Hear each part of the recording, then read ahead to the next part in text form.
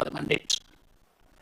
It is very sad that the committee is supposed not to oversight the expenditure of the revenue of the national share, and all these things is being disregarded and taken just so casually and lightly. So, Chair, let us pronounce ourselves strongly and make sure that the whole country knows that this is the committee of the Senate that is supposed to make sure that money that is being devoted to our counties is prudently put to use. Thank you, Senator Gata. We have the advantage in this committee that we've got several chairs and several members of leadership of the House. So I'm sure we'll be able to give a very strong message. Senator Sifuna. Yeah, Chair, first of all, let me express my disappointment once again with my governor. Chair, I think this is an exceptional case. Nairobi is an exceptional case. Unlike what the Senator for Kisii has said, other governors find time to appear before the Public Accounts Committee of the Senate. Mr. Chairman, I belong to 3 other committees. The first one is the Energy Committee. We have had problems with Governor Sakaj appearing before the Energy Committee to respond to questions regarding the disaster in Mradi and Embakasi East. We have had occasion to speak to every other agency that was involved in one way or another by acts of omission or commission in that incident. The CS for Energy, Honorable David Chirchir, appeared before the Energy Committee. The EPRA management appeared before us. The National Environmental Management Authority appeared before us. The only agency that is remaining so that we can close that inquiry is the county government of Nairobi. And the last meeting we had at the Energy Committee was, I think, 2 weeks ago. They summoned him. He is supposed to appear before that committee tomorrow. And I am going to again face this specter where he's not appearing. At the Housing Committee, where we are both members, Chair, regarding the urban upgrading program, we have the largest housing program in the country. Nairobi has the largest housing program, where we are redeveloping 13 estates. He failed to appear 6 times until the chair of the committee had to fine him 500,000 shillings. He is the reason and the motivation why Senator Ososi brought the motion before the House to enhance that fine, because 500,000 to Governor Sakaj is nothing, and to most of these governors is nothing. That is why there was a motion before the House to even give committees of this House and the House itself powers to arrest these people. I was with my governor on Saturday at the consecration of the 2 auxiliary bishops for Nairobi. He didn't indicate to me anywhere that he was going to travel. I was seated right next to him. So for us to receive this sort of contempt, and at the Energy Committee, he had the audacity one time to write at 8 a.m. when the meeting was supposed to start at 9, saying that he was going for a burial in Nyeri. That same burial that we all attended, but we had to prioritize parliamentary business. We finished and we went to Nyeri. Mr. Chairman, this is an exceptional case. And I really would strongly agree with the suggestion that has been made. That is not a matter to be discussed in this committee anymore. Governor Sakaja has to be brought for the whole House to be discussed, because you will see this frustration run across all the other committees. Even at the Committee of Health, he cancelled a meeting of the Committee of Health one time, and he told us he was at State House.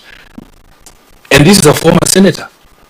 So this is a governor who needs to be brought to account. If you look at the matters we are discussing, Honorable Chair, 2020-2021, we have adverse report, adverse opinions from the Auditor General.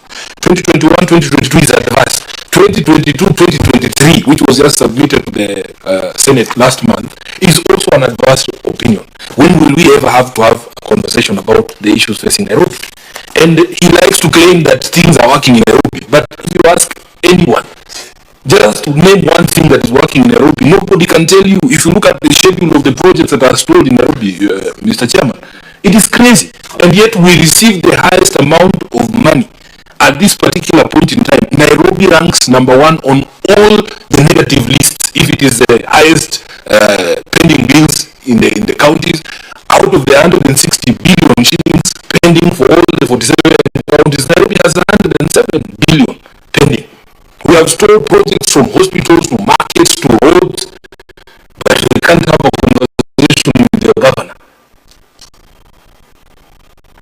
Chairman, even if the people of Nairobi say that I am a bad person, that I am just hounding the governor, this is the moment when we have to do oversight. We have to have this conversation with him here. So if I can't have a conversation with him here on behalf of the people of Nairobi, when I follow him to funerals and those places he likes to party, can I be blamed, really? Can the committee be blamed? And this is a terrible situation that we are facing. If you look at the amounts of money, Nairobi is now doing budgets of over 40 billion. We don't pay suppliers. People are being auctioned. Garbage in Umoja have piled up. They are reaching the power lines. You go to places like Kawangware, garbage has blocked sections of the road. And you can't come to have a conversation with us so that we help you to sort out this mess. If I was Pontius Pilate, chairman, I want to hand over my governor to you for hanging because I am unable to do anything else. I mean, what am I supposed to do as a senator? Please take this governor and do with him as you will please. I have washed my hands. No, you should not wash your hands. If there's a crucifixion, you will also drive a nail. Drive the first nail. Yeah. I think this is Senator Sifuna has really made a strong case for this, because where else do we meet a governor to discuss objectively issues around the impact of development and devolution, if not in this forum? Where else would you find that governor? When Senator Dulo goes to the streets of Isiolo, she's being accused of sabotaging the governor, and yet they cannot come here. When Sifuna goes to the streets of Nairobi, is accused of sabotaging the governor, and yet this was the impartial, objective constitutional organ for that conversation. So what should we do? As the speaker says, we cannot be a house of lamentation. Senator Dulo. Chair, I think we have powers to take action on such rogue governance.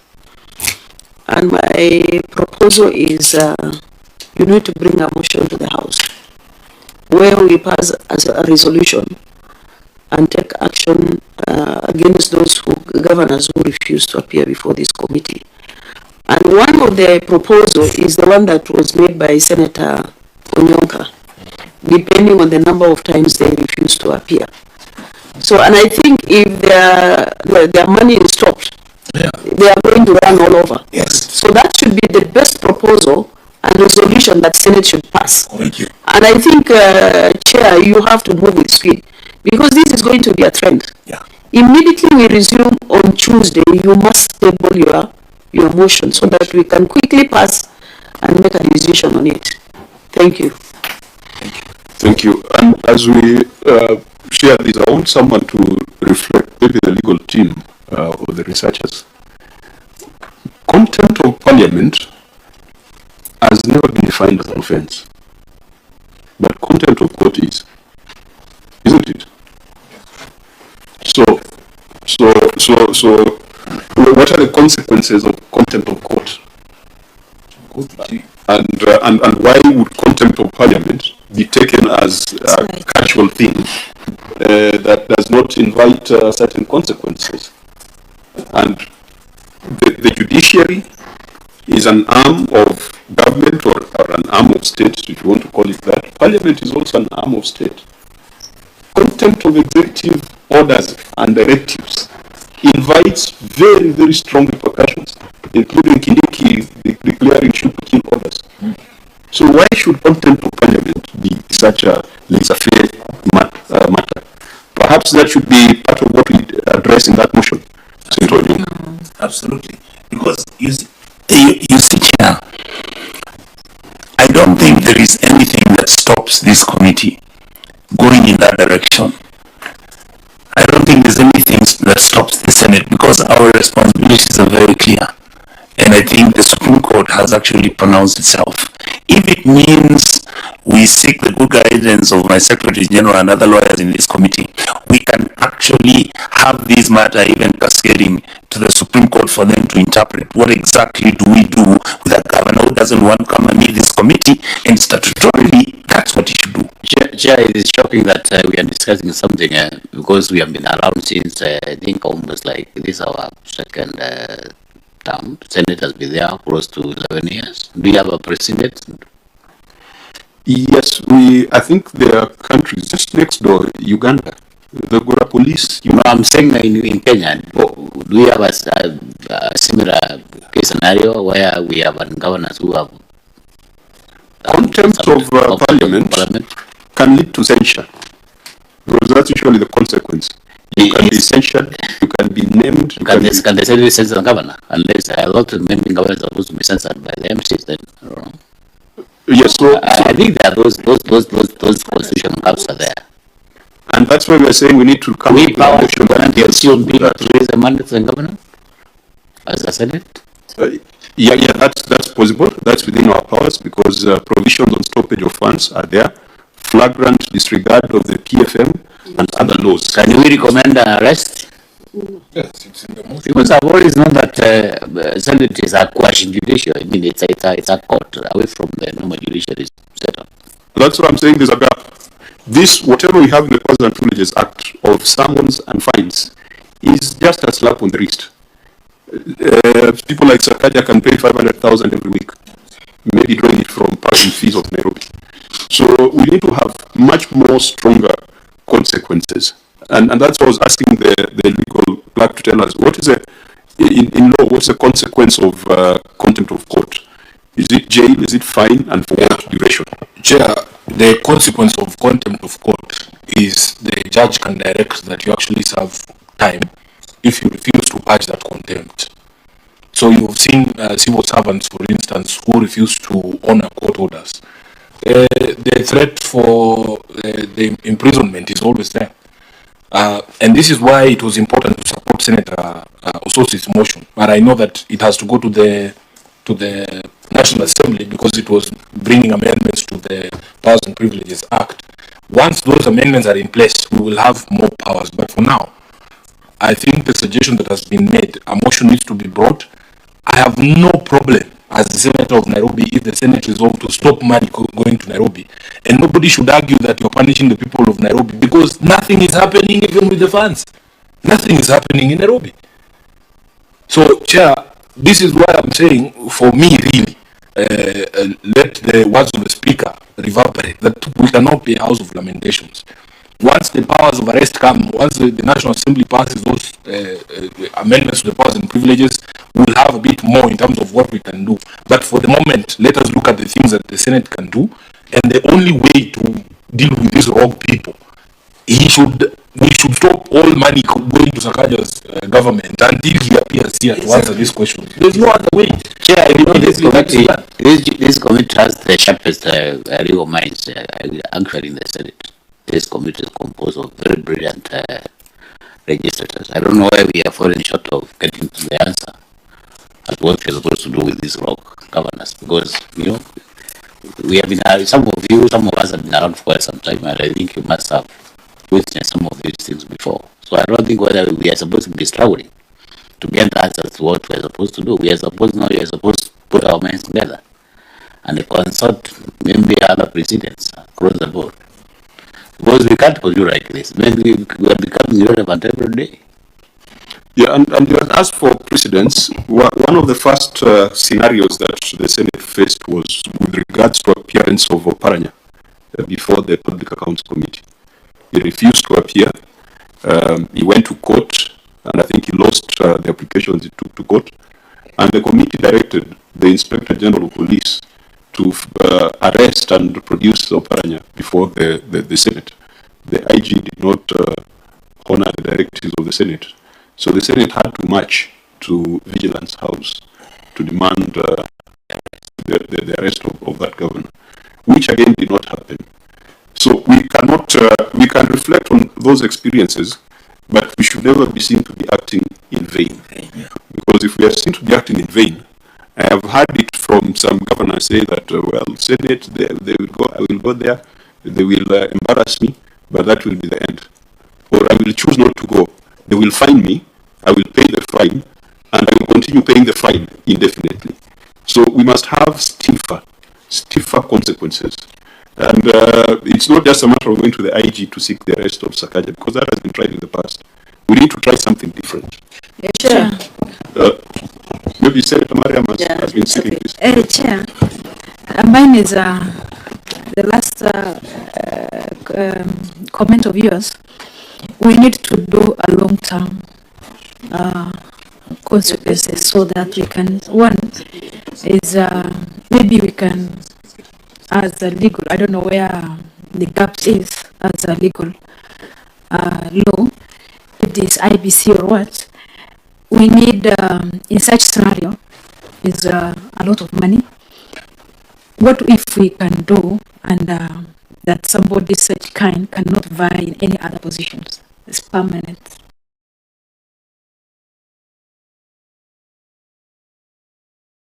Naribia CV to any other committees for 6 times. They are supposed to do. They are not supposed to vie any positions for the next after 5 years. Maybe you can do also a foot like that so that they can see, these guys are serious. So that next time I cannot come back because I have my visa has been in such scenario, so that at least we have a teeth to bite. Yeah, declaring persons unfit to hold public office. Yeah. Chair. Senator Du? I think the powers of someone at the tail end lies with a different institution, which has been frustrated several times. My position is, since we have powers of making resolutions or passing resolutions within the House, we should actually do that, because the resolution of Parliament stands. And I think we are the ones who disperse funding.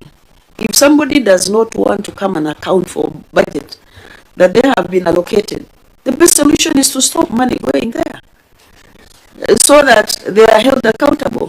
So I think powers of someone aside, we should actually move a motion in the House to hold these people accountable. We cannot allow that to happen. You've seen even ESCC has been withdrawn from this committee, and nobody is giving an explanation. So that clearly shows how the committee of this House is actually being frustrated, and we should not just sit and watch. I thank you. Thank you, Senator Mithu. Honorable Chair, even as we look at the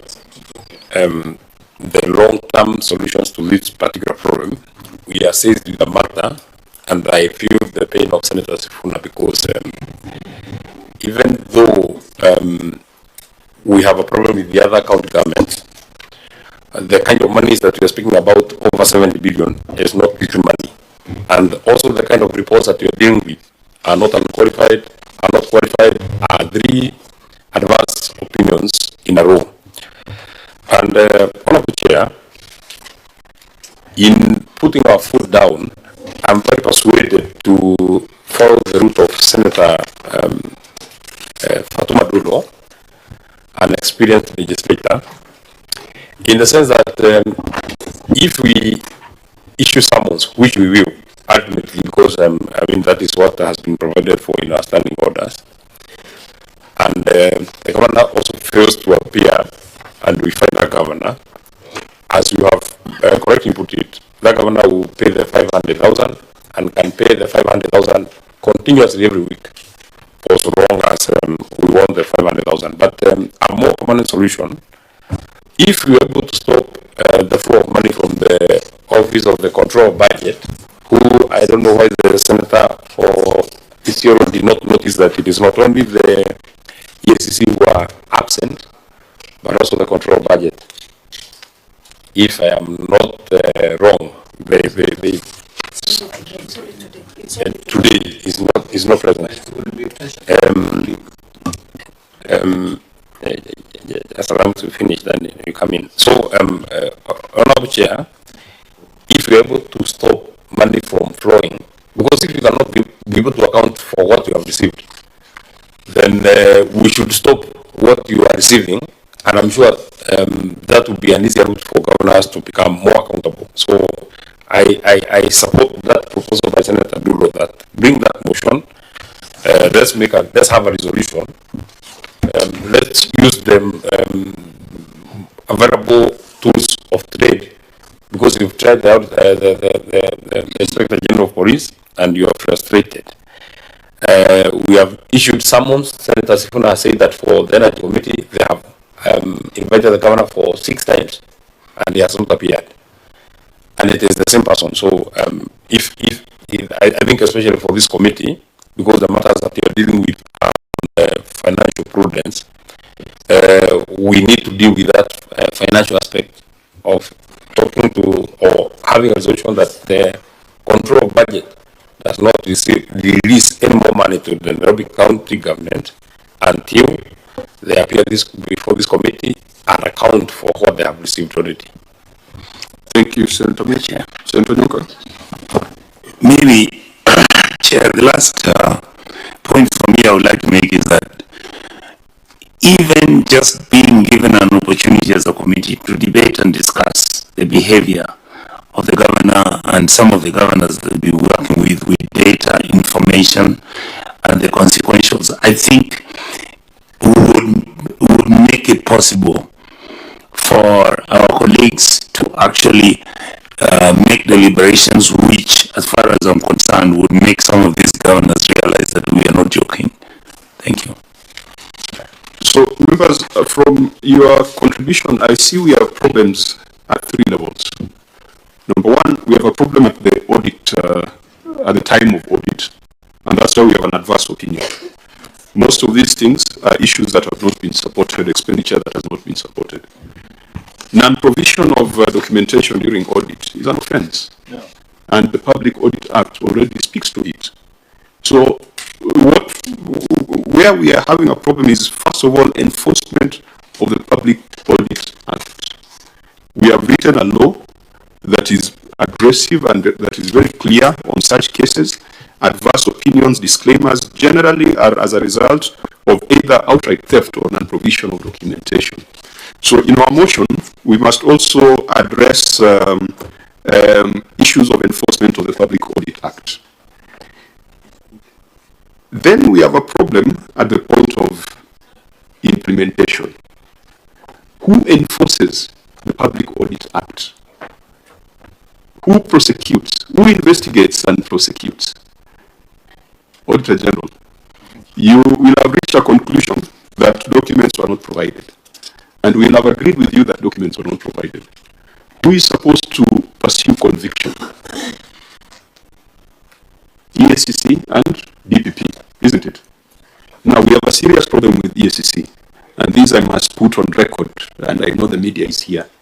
We have received no explanation why the officer from the EACC has been withdrawn, and the withdrawal came at the time when we were going to Isiolo, and clerk, we directed that we write to the EACC to give us an explanation on why the officer was withdrawn and to get a replacement. Have we received any response from EACC? Mr. Chairman, no, we have not received any response, but the letter went about a week ago. I will direct that we call the chair of the EACC and the CEO of the EACC to present that explanation before the Senate and before the media. Because we have so many, yes, they appear before this committee. We have so many things of implementation, matters of implementation that are hanging. Because whatever resolution we make out of this that requires a resolution through conviction, then we must rely on ESC or DCI to facilitate that. So let's get an appropriate date. Even if notwithstanding the response, we still want to have a conversation with EACC on other matters to do with implementation, particularly implementation of the Public Audit Act. Those provisions are already there. The officers who presided over the management of finances in Nairobi City County, they should be in jail by now if you are to go by the Public Audit Act. The third part where we have a problem is enforcing appearance before the Senate. And I think we have said it very clearly that we must elevate contempt of Parliament to the same level as contempt of court, yes, and as contempt of executive orders. You have had ministers saying that we shall shoot to kill. When they say we shall shoot to kill, they are basically saying if you disregard instructions from the executive, then you got a recourse. What about Parliament, which is represents the people?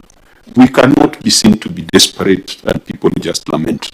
So I agree that we must craft a motion that will cover those perspectives.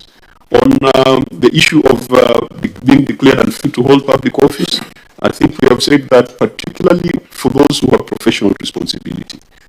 These adverse reports were presided over by some accountants. Why should they be in office? Even the one for the 2022-2023. Yes. Why should those accountants be in office? Why would an accountant get an adverse opinion in Mombasa, then comes to Nairobi, fetches an adverse opinion? In fact, some of them, we know their histories. They started getting adverse opinions in Isiolo, then they were promoted to Mombasa, then now they've been promoted to Nairobi. And the reports of the Auditor General always bear the same conclusion. Those people should not be trusted, should not be within an inch of public resources. And I think we can also carry in that motion, that resolution, that those professionals should be declared unfit to hold public office and should be disciplined by their respective bodies. Now, before we just close this and give directions, did you get, okay, sir, did you, on the question of contempt of court, I know Senator Sifuna has addressed it, but why do you think we don't have legislative provisions to elevate contempt of parliament to the same level as contempt of court? Remember, we perform a quasi-judicial function. So the tools that are available to the judiciary should also be available to us within fair administrative action. Yes, thank you, Chair. Indeed, within the Parliamentary Powers and Privileges Act, there is a provision for offences where section, just give me a minute, Chair. Where section, a person can be jailed, and I think it's section 24, Chair.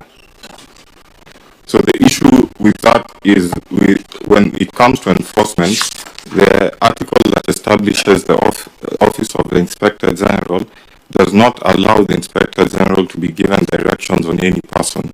So that is the gap that we face when it comes to enforcement of orders with regards to the committee. Just read the section as it is.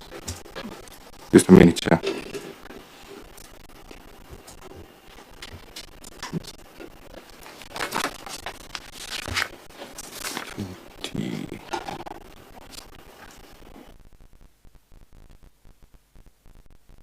Give me a minute, Chair, I'll come back to you. Chair, Senator Sifuna. Chair. Yeah.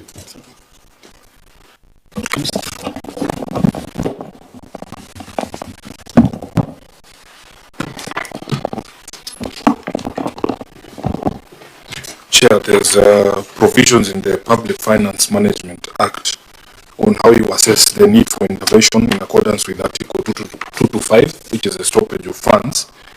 And you will see under Section 94 of that Act, it provides for indicators of serious or persistent material breach. Because Chairman 225, let me open that.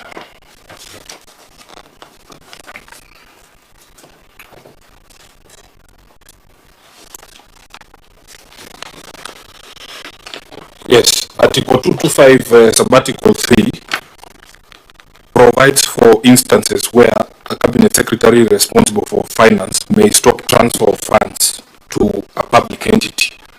And at 2253A, it says only for a serious material breach or persistent material breaches of the measures established under that regulation. So if you come to how you determine the serious or persistent material breaches, Article Section 94, 1 from A to B, C, and D.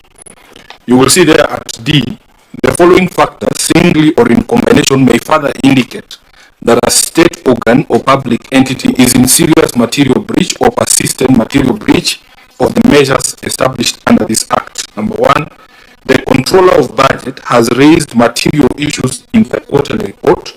The Auditor General has withheld an opinion or issued a disclaimer due to inadequacies in financial statement of the state organ or public entity, or has issued an opinion which identifies a serious financial problem in the state organ or public entity.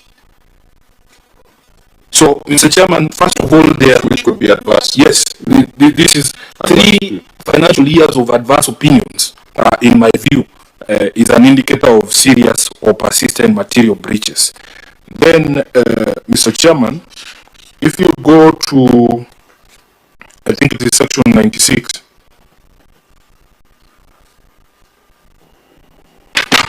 And as Senator Sifuna proceeds, also check for us what the opinion was in the prior year, which was 2019-2020, so that we contextualize for how long have we had these adverse opinions.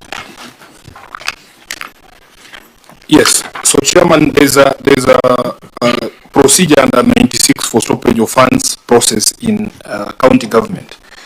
It says 96(1), where the Cabinet Secretary finds a state organ, which is a county government entity, to be in serious or persistent material breach of its obligations or financial commitments, the Cabinet Secretary shall, in accordance with Article 225 of the Constitution, immediately stop the transfer of funds.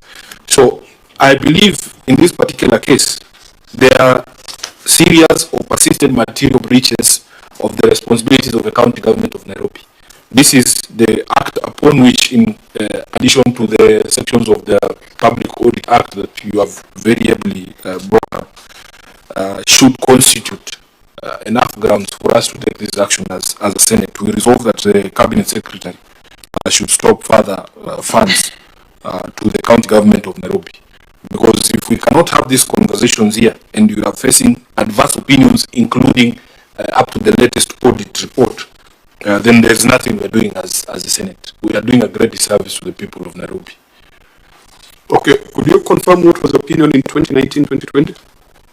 Because the one for 2022-2023 has been released and it's adverse. So that would be 3 years, 3 years of adverse.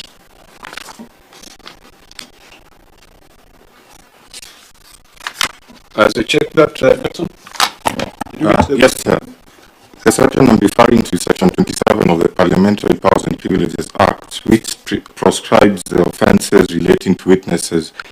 Under 27.1, it provides that a person commits an offence where the person, A, having been duly summoned in terms of Section 18, fails without sufficient cause to 1, attend at the time and place specified in the summons, or 2, remain in attendance until excused from the further attendance by the person presiding at the inquiry.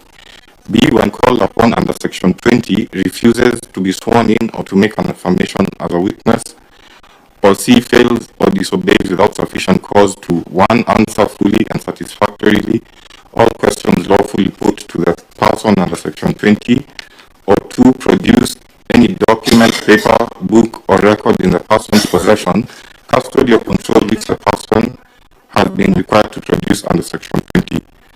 Subsection 2 provides that a person who commits an offence under subsection 1 is liable on conviction to a fine not exceeding 200,000 shillings or to imprisonment for a term not exceeding 6 months or to both. And then subsection 3 gives other offences which are related to the conduct of the person, such as assaulting a member of the committee, threatening a member of the committee, inducing a person to give false evidence, and so on. So, Chair, from this provision, you find that there is already a provision in law, but the problem is the enforcement. Because, for example, the provision on the jailing for 1 year is we have a gap when it comes to the enforcement of that. Thank you. Upon conviction, so can a resolution of the House move the investigative agencies to investigate and prepare file for prosecution? Yes, Chair, that would be the appropriate. I doubt whether the conviction is of any other entity other than the House. Absolutely. Yeah, the conviction is by the House. By the House, yes.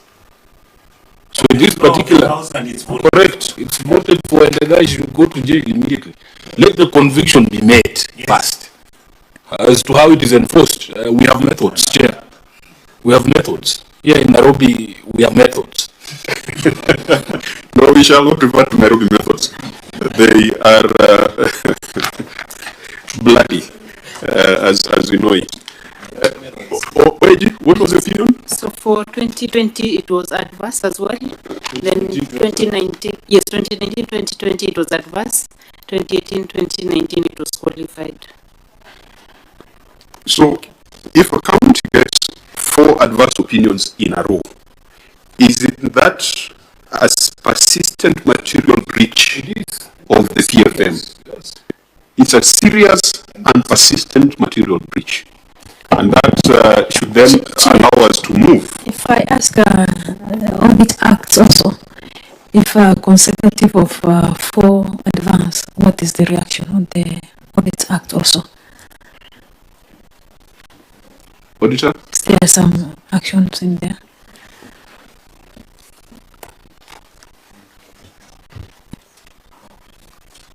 I think from the Auditor General, there is no recourse. Once we have audited, then now it moves to the Oversight Committees. Thank you. Because from the auditors, now we move to Article 225. Because they've done their report persistently, it's been adverse. The power to deal with those kind of scenarios are in Article 225 of the Constitution. So, members, we probably might need to agree on a way forward. And one, we have said that the EACC, CEO and chair, should appear before this committee to explain the reasons why we no longer have an officer from that entity, and yet they are the implementing agency that facilitates our work. There are a lot of cases where we have given directions that investigations should be conducted and files should be sent to DPP if illegalities are detected. We need to get a report. So when the EACC is appearing before us, they must summarize all the action points that we had allocated to them and give us a status report. There are areas where we had called for special audit, for example, in the Vihiga County Assembly, and several other cases. So the EACC should be called for that conversation. It's not just limited to their representation here, but it should be a detailed conversation, including the status of actions that have been assigned to them. Secondly, we have agreed on the need for a motion to deal with the gaps that we are contending with, that sometimes makes the Senate or Parliament appear weak. Parliament cannot be weak, and Parliament cannot appear helpless, and Parliament cannot be a house of lamentation. Otherwise, it will have no effect, it will have no influence in the eyes and the lives of the people. I'm going to ask the Secretariat to do a little paper for our consideration on that subject of contempt of Parliament. I think there's some jurisprudence around it. Next door in Uganda, they even have a police station within Parliament. They are able to enforce, they are able to direct the Inspector General of Police to undertake certain actions. And I think there is this thing of constitutional purity, where we are saying the IG cannot be directed. And every other day they're being directed to chase Sifuna and other people of offenses of wearing sufurias on their heads. Correct. We have seen that. So let us not lie to ourselves that we are such a constitutionally pure country that Parliament cannot ask the IG to take action on an errant governor. I believe that if there's a gap in our laws, we are the law-making institution, and if there is anything that Parliament must do, is to strengthen its role so that its directives are taken seriously. Now, thirdly, we have said that in view of the persistent material breaches of of the PFM that has been seen in Nairobi, where there's been 4 adverse opinions over a period of 4 years, that we shall look at the provisions of Article 225 and provisions of the PFM on stoppage of funds. This committee will strongly consider and perhaps propose the invocation of Article 225 over the persistent material breaches that have been seen in Nairobi City County. But before we get to that conclusion, Article 47 or 48 thereabout on fair administrative action will require that the governor of Nairobi must be compelled to appear before this house. I think that's Article 47 of fair administrative action. We therefore must compel the governor of Nairobi to appear before this committee, so that certain conclusions we can only make once we have given him a fair hearing. So, members, I want to propose that summons be issued to compel the governor of Nairobi to appear before this committee within 14 days, of course subject to the calendar. But the reason for 14 days is we expect that the governor of Nairobi is going to collaborate with the Office of the Auditor General in terms of preparation of their management responses. So we are issuing summons to compel Governor Sakaj to appear before this committee and to respond to the Auditor General's report on the theft of 76 billion. Because an adverse opinion simply means that. It means that the Auditor General cannot confirm that that money was put to good use. So when he appears, he must appear with his detailed responses. We don't want stories here. We don't want him to come with just with a boarding pass and then he goes away. He definitely must come with a boarding pass to confirm that he had traveled. He definitely must justify why that travel was more important than defending 76 billion. But he definitely also must go into the details of that report. So, clerk, let's look for a date within the 14 days, the minimum 14 days, to allow for preparation of written responses.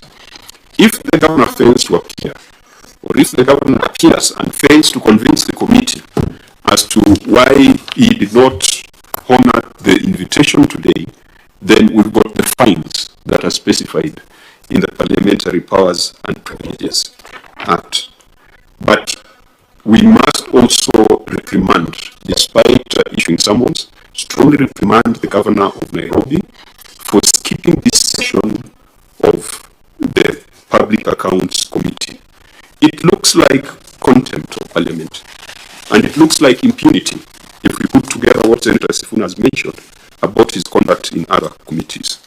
And the message we must give to Governor Sakaj and others is that nobody in this republic is bigger than the Senate. It is the Senate that acts as a trial chamber for the impeachment of the president, of the deputy president, and for governors.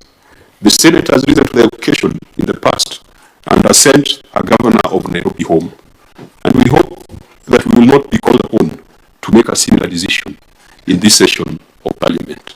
But to Governor Sakaj and others of his ilk, you are not bigger than the Senate. What we expect of governors is for them to rise to the high calling of their offices. And part of that high calling is not just to move around and be smart and be on billboards. It's about being available to Parliament, being available to the people who elected you, being accountable and being transparent. It is a job of this committee to enforce accountability, to enforce transparency, and we shall also enforce availability.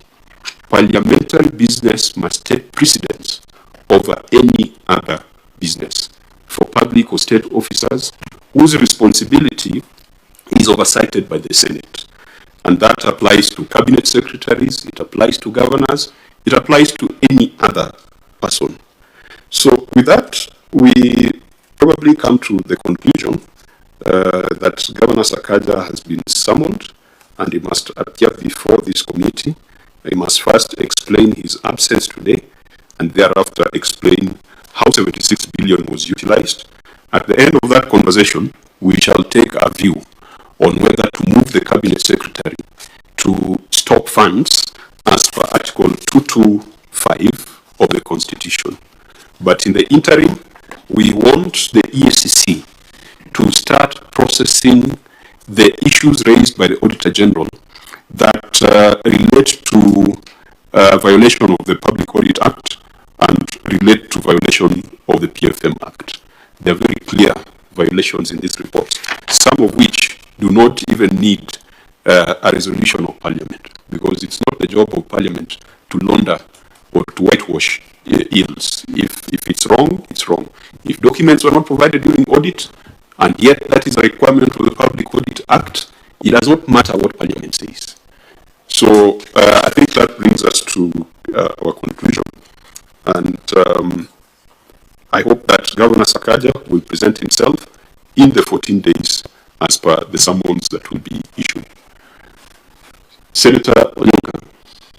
Chair, before you make your ruling conclusive, I just wanted to add that one of the issues that I read somewhere, and I could forward that to you, is that Nairobi County Government, I'm sure Honorable Sifuna is aware, has actually been having issues with the payroll, where more than 20 billion shillings has been paid irregularly to some people who are getting salaries paid into same accounts with same numbers and all that stuff. So this is really, really rotten to the core.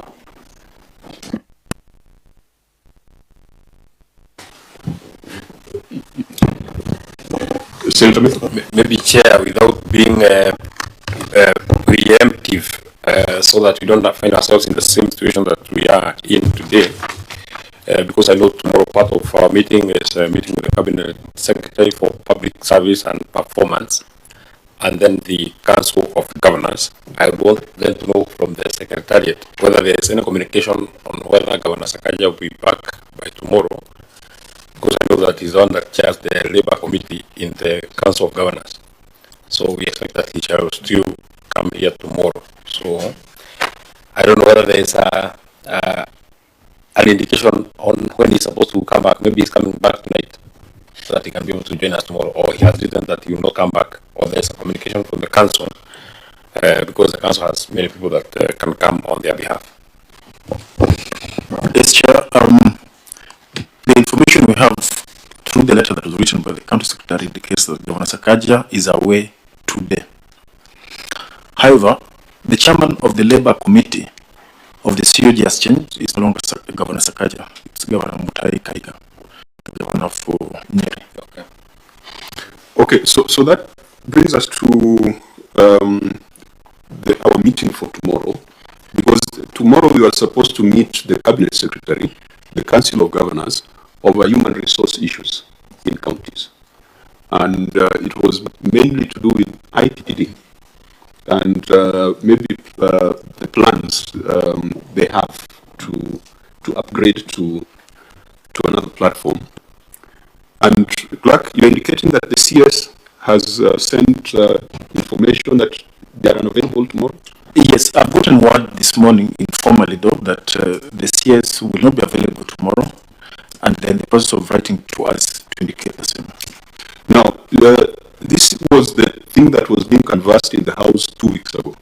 Senator Sifuna, you recall, there's a week when all cabinet secretaries, or some cabinet secretaries, decided to send letters in the morning and skipped sessions of the question session in the Senate. And I remember there was about 3 hours of debate on the matter, and the conclusion of the speaker was, let's process a motion. I'm not sure whether someone is processing a motion, but even a cabinet secretary should never have the comfort of deciding when and how he's coming to Parliament.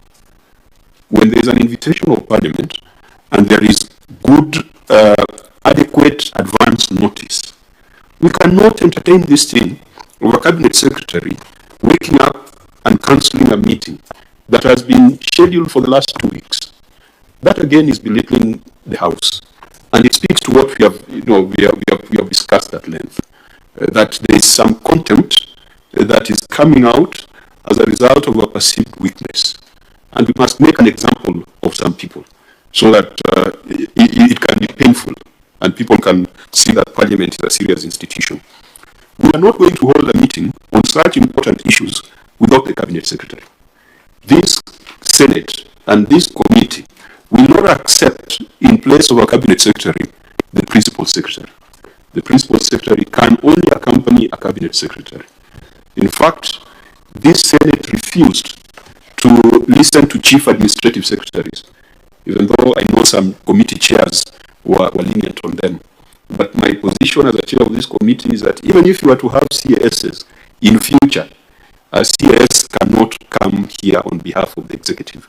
And I want to encourage other chairs of committees present that we take that position in unison.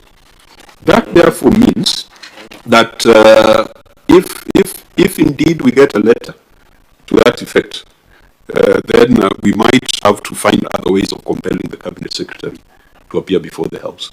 But since you don't have a formal letter, I think we maintain that we have our meeting tomorrow.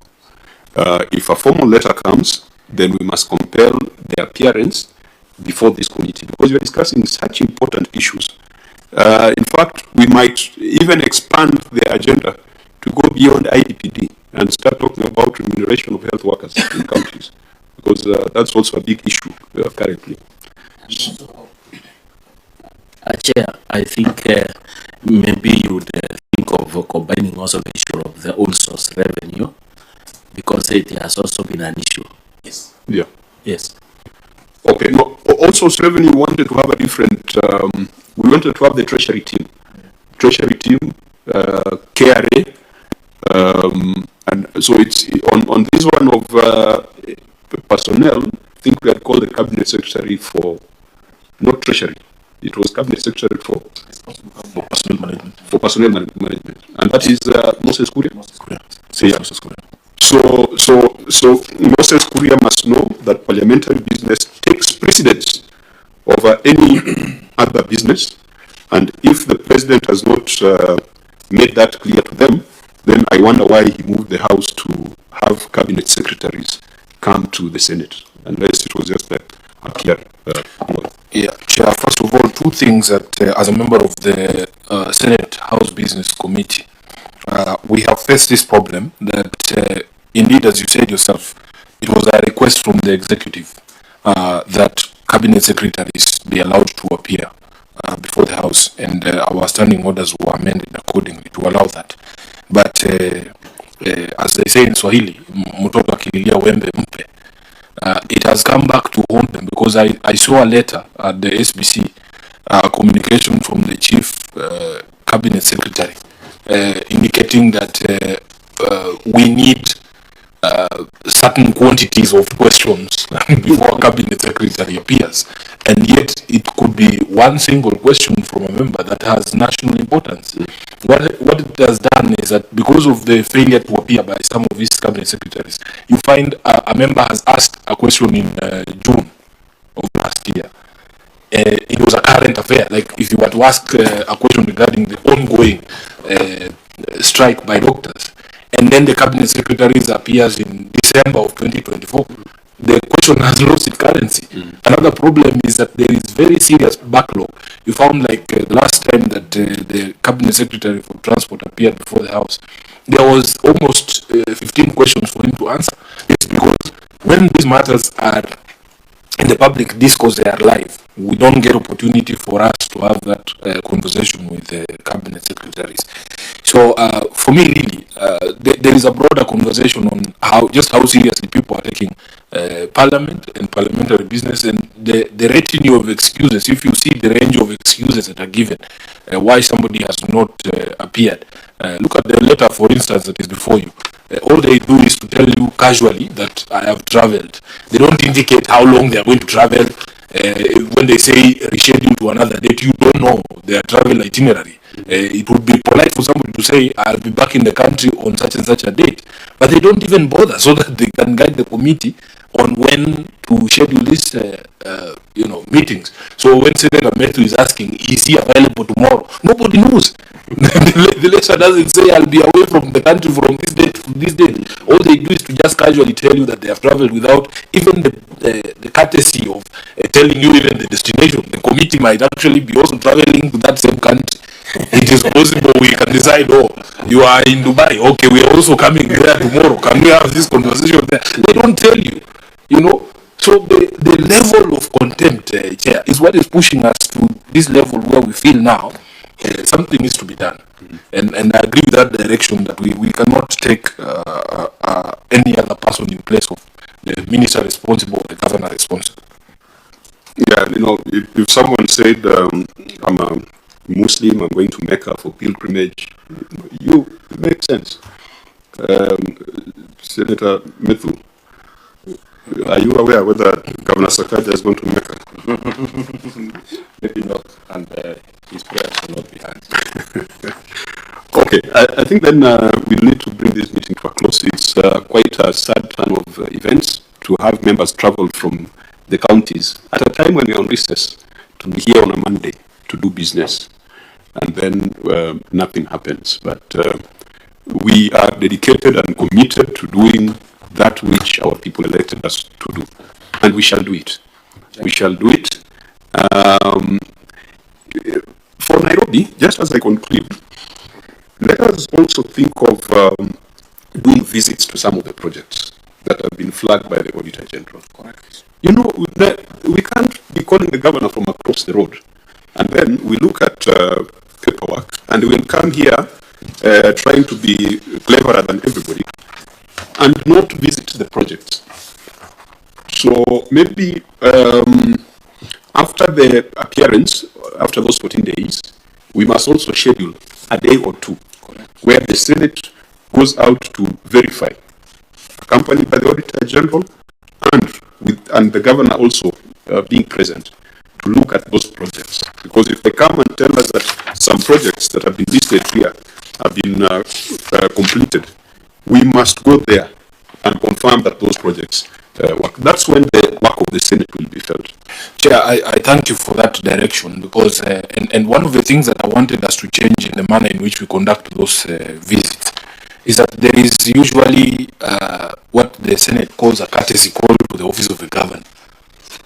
Chairman, I want to dissuade you, please, when the committee goes to the ground, we should not extend those courtesies to the governor, because my experience with the health committee last time is that the governor ensured that the meeting with him took the longest time possible, so that the committee had no time to visit the projects. We were scheduled to visit all the county health facilities. We ended up only doing 2.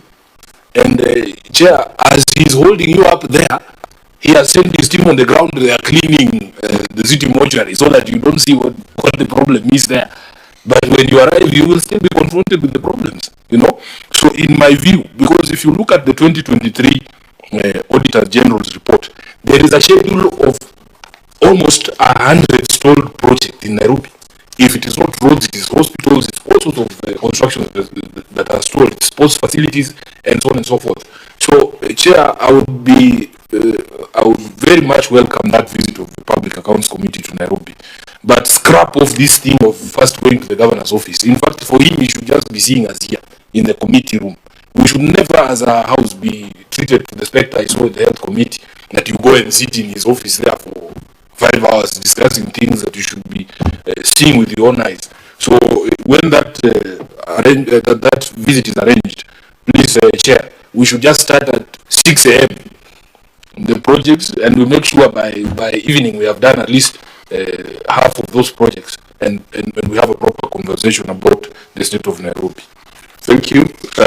Finally, I think Senator Mario. Chair, I agree with Senator Sifuna, because it's not even a health committee only, because other committees, if they go on the ground for checking, they normally go to the governor office, but it takes long, because I don't know what is the arrangement with the governors. They hold a longest meeting so that you cannot go on the ground or prepare themselves on the scenario that if we go to this site, you will not see what 1, 2, 3. So maybe we can limit ourselves, because you cannot go to your house without informing you. You have to knock the door to the governor, but you have to limit yourself at what time, and you just leave not taking long, so that you have to minimize yourself timely. Thank you, Chair. Mr. Chairman, I didn't want to comment on this particular matter, but I am dissuaded to going to the county. I mean, we are going there for oversight. And whether the governor is present or not, we are with the Office of the Auditor General. We just want to go and confirm that what the Auditor General has found is the situation on the ground. Because in most cases, we find ourselves, Honorable Chair, the Auditor General says that a project is incomplete. In the response of the county government, they say that a project is complete. So the reason why we are going there as a committee is to affirm which position of the two is the correct position. So there is no point of really doing courtesy to the governor. We are going to Mihango dispensary. Just tell the governor that we will be at Mihango dispensary at 10 in the morning. If he is available, he will be able to join us. If he is not available, we are there with the Auditor General and we shall make our findings. So that we are able to be prudent on time. And Honorable Chair, I think that must extend not only to Nairobi County, it must extend to most of our counties, that we can make time. I feel that we do justice to this process of oversight when we visit the real projects on the ground. I felt, in my opinion, like we did so well when we were in Turkana, to go and see those very, very high consuming projects. We saw them, we saw what the progress is. Well, there was some bit of trying to clean up Honorable Sifuna, but you know, a crack on the wall, nothing can be done to it. So you just find that crack, and we're able to now make very, very, very informed reports, Honorable Chair. So we could be clustering counties together. Say on a weekend, go to Nyeri and Nyandarua.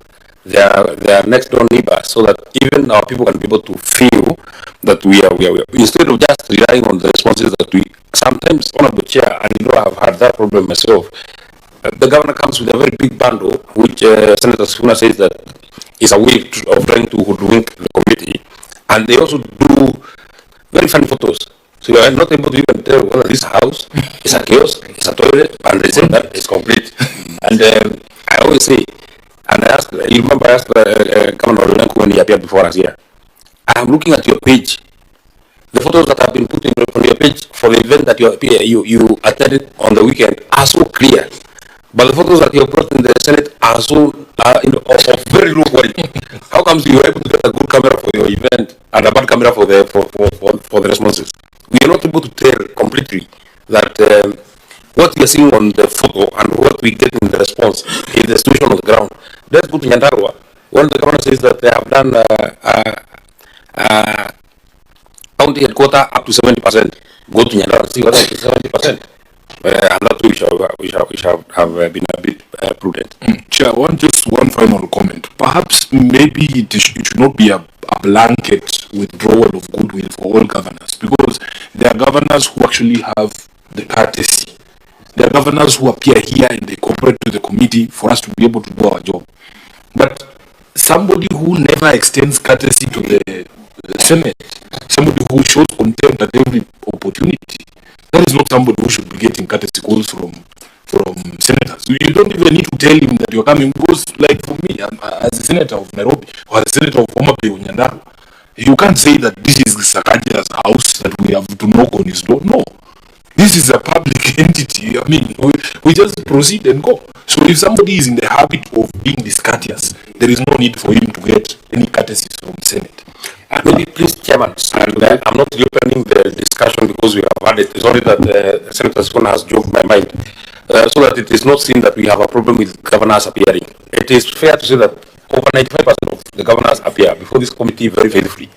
We only have a few problems with a few governors, especially those that have received very, very huge budgets. We have a small problem with, not a small problem, a very big problem with Nairobi, a problem with Isiolo, a problem with, I think, Kiambu, a few governors. But most of the governors are realizing that this is a very, very important process, a very, very important parliamentary business, and they take it as serious. So we just want to ask that their colleagues just take cue and follow, so that we don't just condemn every governor and say that they don't appear before the Senate. They appear. We have not had a problem with most of the governors. They appear as scheduled. Only a few. Thank you, Senator Mason. The practice in this committee is whenever we do the county visits, we do not go to the governor's office. We call the governor to the county assembly or to a venue of our choice. I remember when I led a delegation to Samburu, we secured a venue. I think it was a public, a Catholic-run institution. So the governor came, met us there before we went to do the site visits. Yeah. So that has always been the practice that, because it's a person you are coming to oversight. So if you're going to spend 2 hours in his office taking tea and mandazi, what message are you communicating to the members of public? So for this committee, we do not do those courtesies of county commissioner or county governor. We go and have a meeting of the committee in the county, and we invite the governor to that meeting. And I think that also should be the way other committees or conduct themselves. Senator Onyonka. Chair, I'm glad to hear Senator Methu and all of us discussing the relevance of the visits we've made.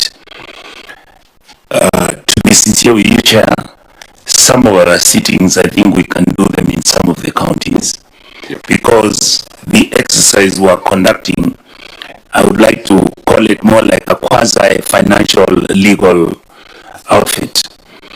But there is a political angle to it. When the public sees us responding and discussing these critical issues at their county headquarters, it has a different significance than when we are in Nairobi. I think it will help our committee and indeed all the committees that we get out of Nairobi and just go out and check out on what these people are doing. Thank you. And maybe it should be customary that counties that are neighboring Kiambu, Machakos, Kajiado, counties that are neighboring Nairobi, there is no great expense in driving to the county assembly, holding our meetings there, and then doing site visits. So I guess that was the spirit even when we started this session. We just need to give effect to it. So George, when we are looking at the schedule, let's also build in some time that we can utilize for those county visits. What if we take the direction option? My opinion is we visit counties which have advanced reports so that we can go on their ground. Yes. Yeah, we can prioritize that. Yes. I think Methu is the one who talked of cluster, so clustering. It makes it easy for the OAG because the OAG also operates in certain clusters. So we pick a cluster at the north, a cluster in western, a cluster at the coast. That will make our work more impactful. Senator Gaya. Chair, for the last 1 year that I've sat in this committee, I have gathered some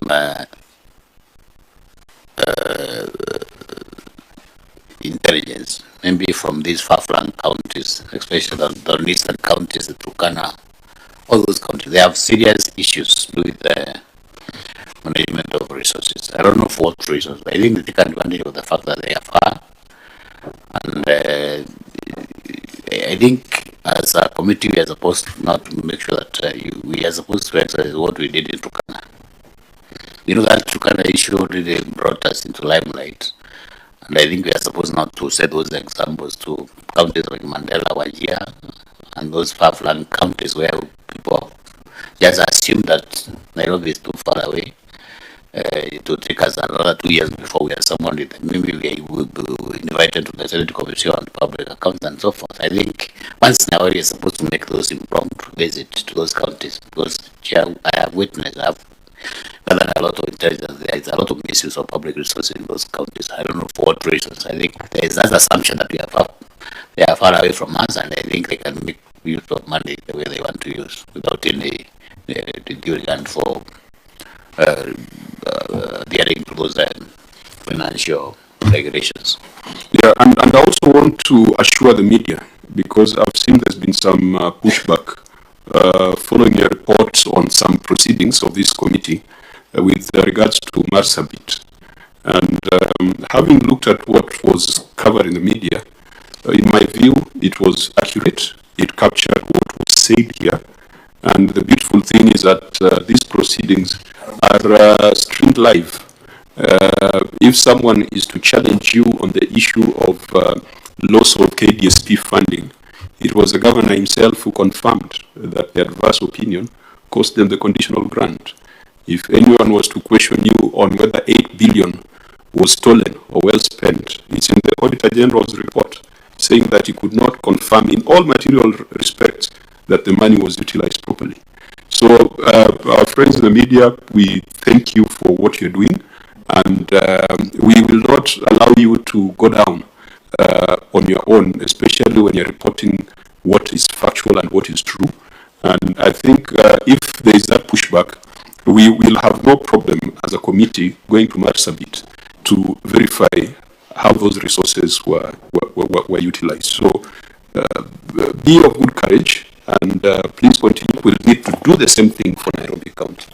Chair, the interesting thing about the media, you see, the reporters who come to these committees to cover proceedings in Parliament, to cover proceedings, they are not the problem. These guys will get all the material, everything that was said. But I'm telling you, these governors have gatekeepers at the editorial teams. Yes. There are editorial teams there that are in the pockets of governors. It doesn't matter what material these reporters come with from Parliament. I can assure you, and I don't want to name the media houses because I've seen it practically. There are governors whose material cannot be, if it is negative on Governor Sakaj, I know the media houses that can air and the ones that cannot air them. I can't just name them here because, you know, I also have friends in the media. But they should know that we are aware that they are frustrating the work of these hardworking reporters who come to the field, who come to the committees, who come to Parliament. But when you take the story there, the editor will just tell you this one cannot air. The media houses will not receive any advertisements from them. When they are putting up these beautiful photos of them waving county fees, you see that the photo of the governor is bigger than the advertisement itself. And there's two notorious chair. You have seen the advertisement every newspaper, every day in the newspaper. You are confronted with the first page you open. I don't want to go into details. Yeah, I think it's an issue of serious frustration.